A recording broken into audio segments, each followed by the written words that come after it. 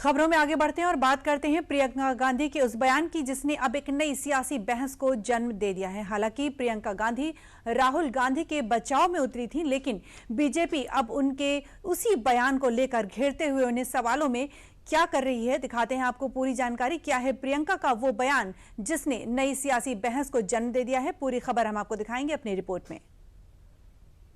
कौन सच्चा भारतीय है, कौन सच्चा भारतीय नहीं है, ये तो मुझे लगता है कि मतलब न्यायपालिका के प्रति पूरे आदर के साथ कह रही हूँ कि ये तो उनके दायरे में नहीं होता डिसीजन। ये कोई जस्टिस तो नहीं तय करेंगे। ये बयान कांग्रेस महासचिव प्रियंका गांधी का है, जो कांग्रेस के चाल और चरित्र पर सवालिया निशान खड़ा कर रहा है। कांग्रेस नेताओं के लिए अब ये रवायत बन गई है कि वो आए दिन किसी न किसी संवैधानिक संस्था पर सवाल खड़े करते हैं, तो कभी उनकी पारदर्शिता को सवालों के घेरे में खड़ा कर देते हैं और उनके दायरे समझाने लगते हैं। कांग्रेस महासचिव सुप्रीम कोर्ट को तो उसके दायरे समझा रही हैं, पर क्या वो कांग्रेस नेताओं को बता पाए कि एक भारत का नागरिक होने के कारण उनके क्या कर्तव्य हैं? कौन सच्चा भारतीय है, कौन सच्चा भारतीय नहीं है, ये तो मुझे लगता है कि मतलब न्यायपालिका के प्रति पूरे आदर के साथ कह रही हूँ कि ये तो उनके दायरे में नहीं होता डिसीजन। ये कोई जस्टिस तो नहीं तय करेंगे। लीडर ऑफ अपोजिशन होते हैं, जो नेता प्रतिपक्ष हैं, उनका जो कर्तव्य है वो ये है कि सरकार से सवाल पूछना। ठीक है, ये उनका कर्तव्य है। दरअसल प्रियंका गांधी का ये बयान सुप्रीम कोर्ट के राहुल के सच्चे भारतीय होने पर उठाए सवाल पर आया है।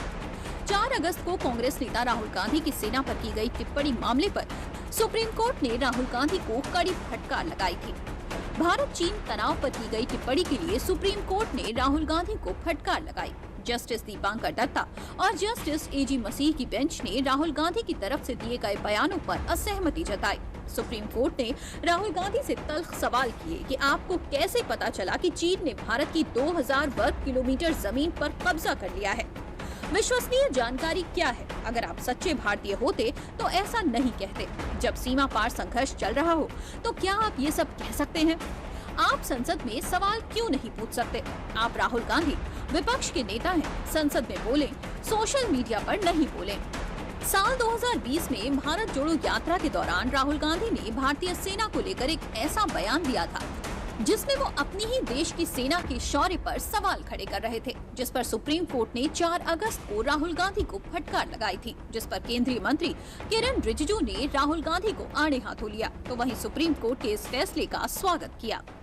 श्रीमान राहुल गांधी जी जो अनाप शनाप बातें हमारा सिक्योरिटी और टेरिटरी को लेकर के जो गलत बयान देते हैं, उसको सुप्रीम कोर्ट ने कड़ी टिप्पणी जो की है, इसके बारे में हम लोगों को बताया कि गलत बात बोलने से न्यायालय, हमारा सर्वोच्च न्यायालय, हमारा जुडिशरी जो है, वो भी चुपचाप नहीं बैठेंगे। ये सबके लिए एक सबक है कि आप रिस्पॉन्सिबल एक नागरिक है और अनाप शनाप कुछ भी बात करके आप बच जाएंगे, ये सोचना गलत है।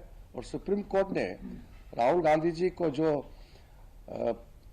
टिप्पणी के साथ साथ एक हिदायत दी है, मैं मानता हूं कि इससे सिर्फ राहुल गांधी ही नहीं, सबके लिए एक सबक है कि एक भारतीय होने के नाते भारत का खिलाफ बयान नहीं देना चाहिए। ये एक बहुत साफ मैसेज है सुप्रीम कोर्ट की ओर से। प्रियंका गांधी के इस बयान के बाद राजनीतिक सरगर्मियां उफान पर हैं। प्रियंका गांधी के इस बयान पर बीजेपी सांसद जगदम्बिका पाल ने भी पलटवार किया है।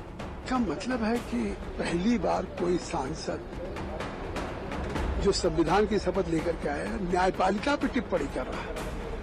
न्यायपालिका वो जिसको एक independent organ, independent of judiciary है संविधान में, वो कभी सरकार को कहती है, सरकार के खिलाफ फैसले लेती किसी के, लेकिन कभी कोई न्यायपालिका पे टिप्पणी नहीं करता। राहुल हो, ये परिवार अपने को संविधान से ऊपर समझता है, ये पार्लियामेंट से ऊपर समझता है। कभी तो पार्लियामेंट नहीं चलने दे रहे, कभी तो संविधान से ऊपर नहीं होते, तो शायद आर्टिकल 370-35 में 70 साल जम्मू कश्मीर के लोग वंचित नहीं रहते सामाजिक न्याय से।